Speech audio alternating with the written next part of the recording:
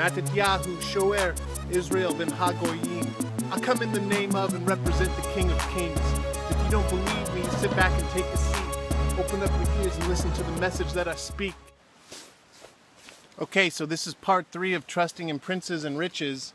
And in the last couple of segments, I've been talking about the difference between those who are boastful, prideful, arrogant, liars, who trust in their wealth and who put their faith and trust in other people to take care of them.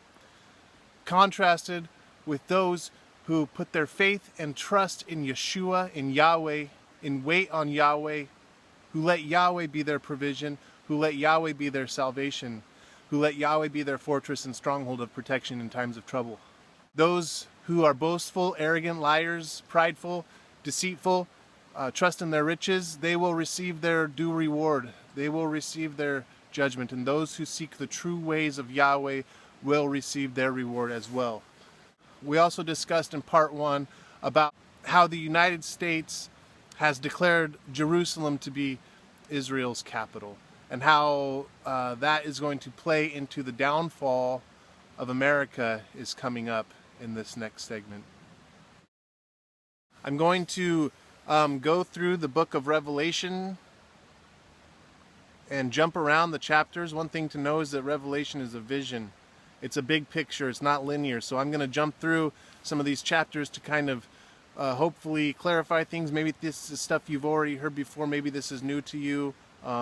If you've heard it before, maybe I can present something that you may be revealing to your spirit, to your soul. I don't know. Maybe you disagree with me, and that's okay too. We're growing and learning, but I'm going to jump around through Revelation and try to paint a picture with it, hopefully. We're going to be talking about Babylon and who end-time Babylon is, and I'm just going to tell you straight up, it's the United States of America. Please don't hate me for that. I'm just telling you what the Father has shown me, and I'm not the only one out there saying this either. So hopefully I can go through some scriptures and kind of show you what is the ultimate end of Babylon and what is the ultimate destiny of Yahweh's people. So Revelation chapter 17 says, "One of the 7 messengers who had the 7 bowls came and spoke with me, saying, 'Come, I show you the judgment of the great whore sitting on many waters.'" Now remember, we read in Psalms that those who whore against Yahweh will receive a judgment. And so here's the great whore who sits on many waters, who is going to receive judgment, with whom the sovereigns, the kings, the rulers of the earth committed whoring, fornication, and the inhabitants of the earth were made drunk with the wine of her fornication, because she broadcasts her message from one end of the seashores to the other and out to the whole earth. He carried me away into the spirit, and I saw a woman sitting on a scarlet beast, covered with the names of blasphemy, having 7 heads and 10 horns. What do we do when we ride a beast, folks? We try to steer it. We hold on to the reins and we tell it where to go. So this whore is sitting on a beast, and she is directing it. She's telling it where to go, and all the while committing fornication with the kings and rulers of the earth, part of whom belong to this beast, which we'll see down the road. The woman was dressed in purple and scarlet and adorned with gold and precious stones and pearls, holding in her hand a golden cup filled with abominations and the filthiness of her fornications. And upon her forehead a name written, a secret, Babel the Great, the mother of the horrors and the abominations of the earth. And I saw the woman drunk with the blood of the saints and with the blood of the witness of Yeshua. And having seen her, I marveled. I greatly marveled. And the messenger said to me, "Why did you marvel? Let me explain to you the secret of the woman and of the beast she rides, which has the 7 heads and the 10 horns. The beast which you saw was and is not, and is about to come up out of the pit of the deep and goes to destruction.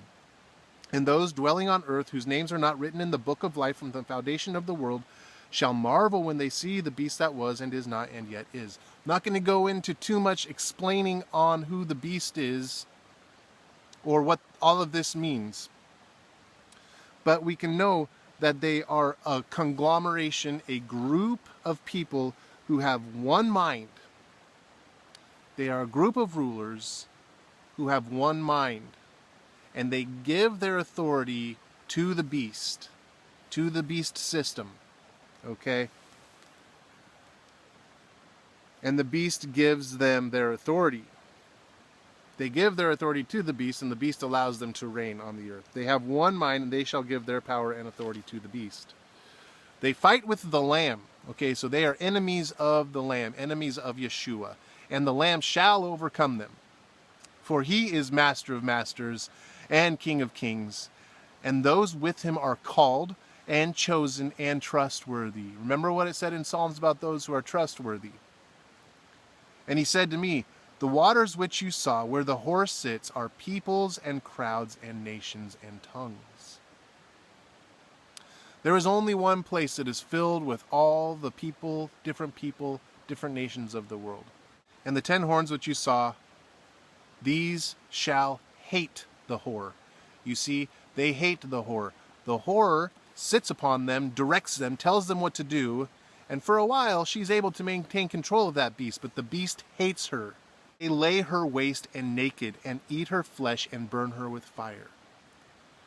There's a group of people who America tells what to do constantly, and they are constantly saying, death to America. Death to America. You see, hopefully you can see that when America is directing people and telling them what to do, and they at the same time hate her, should give you some idea of who that beast is.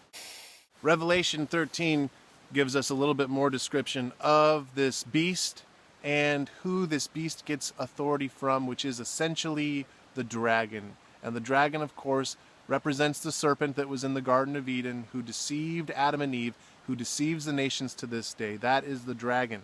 So Revelation 13 states, I stood on the sand of the sea and saw a beast coming out of the sea, having 7 heads and 10 horns, and on his horn 10 crowns, and on his heads names of blasphemy. So this is the same beast that we read about in Revelation 17. The dragon gave him his power and throne and great authority. Verse 3 says, and all the earth marveled after this beast. And verse 4 says, they worshipped the dragon, who gave authority to the beast, and they worshipped the beast, saying, who is like the beast, and who is able to fight with him? You see, because when the beast destroys Babylon, the rest of the people in the world are going to be like, who is able to destroy this? Who can fight with this? This beast destroyed Babylon the Great, America, the strongest nation to ever exist on the earth. Who is able to fight with him? And he was given a mouth speaking great matters and blasphemies, and he was given authority to do so for 42 months. 42 months, folks, means 42 months. Okay? So this dragon is going to this beast is going to rule after Babylon falls for 42 months. And he opened his mouth to blaspheme against Elohim, to blaspheme his name and his tent and those dwelling in heaven. And it was given to him to fight with the saints, the set apart ones, and to overcome them. If you think you're going to be raptured away, the beast is going to be given authority to overcome the saints. And authority is given to him over every tribe and tongue and nation. And all those dwelling on the earth whose names have not been written in the book of life of the slain Lamb from the foundation of the world shall worship him. If anyone has an ear, let him hear. And it's going to go on to say that there was another beast that comes out that is going to be the false prophet that receives its authority from the first beast. And they're going to make an image to the beast, the first beast. And anyone who will not bow down and worship the image of the beast shall be killed. So we have an idea of who this beast receives his authority from, the dragon. This beast who hates the whore, who in turn rides upon the beast and tries to direct it and tell it what to do, but will eventually be destroyed by the beast who received his authority from the dragon. Okay? And all the people will marvel greatly at it when it defeats Babylon. We're painting a picture here, folks. This is a picture. It's a big picture. It's not a linear progression. It's a big picture. That's what Revelation is. It's a painting. It's a picture. It's the whole thing all at once. And we need to be able to understand what the different nuances and symbols mean on the painting, on the picture that we're seeing in the scriptures. Revelation 14 talks about how Babylon fell, and talks about the 144,000. Okay, the 144,000 from the 12 tribes of Israel. Not 144,000 Jews, although 12,000 of them are from the tribe of Judah. The 144,000 are from the scattered tribes of the house of Israel and Judah. 2 houses, and that is who the 144,000 are. That is something you need to become privy to if you're not already. Chapter 14 of Revelation says, I looked and saw a lamb standing on Mount Zion. Okay, there's a lot of people who say that Mount Zion is in the heavenlies. That Mount Zion is in heaven, but Mount Zion is Jerusalem. Okay, you can read this in Maccabees and in other books of the Bible that talk about Jerusalem as being Mount Zion. That is where David's stronghold was. Mount Zion is in Jerusalem. I looked and saw a lamb standing on Mount Zion, and with him 144,000, having their father's name written upon their foreheads. And I heard a voice out of heaven, like the voice of many waters, and like the voice of loud thunder. And I heard the sound of harpists playing their harps, and they sang a renewed song, and no one was able to learn that song except for the 144,000 who were redeemed from the earth. Revelation chapter 14, verse 6 says, I saw another messenger flying in mid-heaven, holding the everlasting good news to announce to those dwelling on the earth, even to every nation and tribe and tongue of people, saying with a loud voice, Fear Elohim, and give esteem to him, because the hour of his judgment has come. And worship him who made the heaven and the earth, and sea and fountains of water. And another messenger followed, saying, Babel is fallen. Babel is fallen. Okay, so at this time, when the messenger is shouting, Babel is fallen, we also see a lamb standing on Mount Zion with 144,000.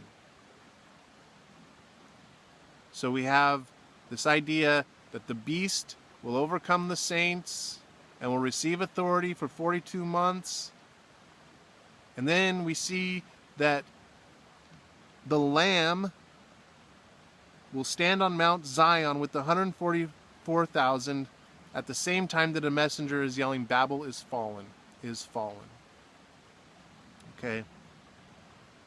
So all of this stuff is happening within a very close time frame of roughly 42 months. And we are seeing this come into fruition slowly but rapidly at the same time. It seems like stuff may not happen for a while, but then all of a sudden, boom, things happen. With President of the United States declaring Jerusalem Israel's capital. We're seeing the stage set for these things to begin happening. Just one more verse in chapter 14. Here is the endurance of the saints, those guarding the commands of Elohim and the faith of the belief of Yeshua Messiah. So if you are a saint, if you are a select, elect, called forth one from the world, you keep the commandments of Elohim and you have the faith of Yeshua. Both of those go hand in hand. They cannot be separated. The commandments of Elohim, the Torah, and faith in Yeshua. If you're not privy to that, you should get privy to that.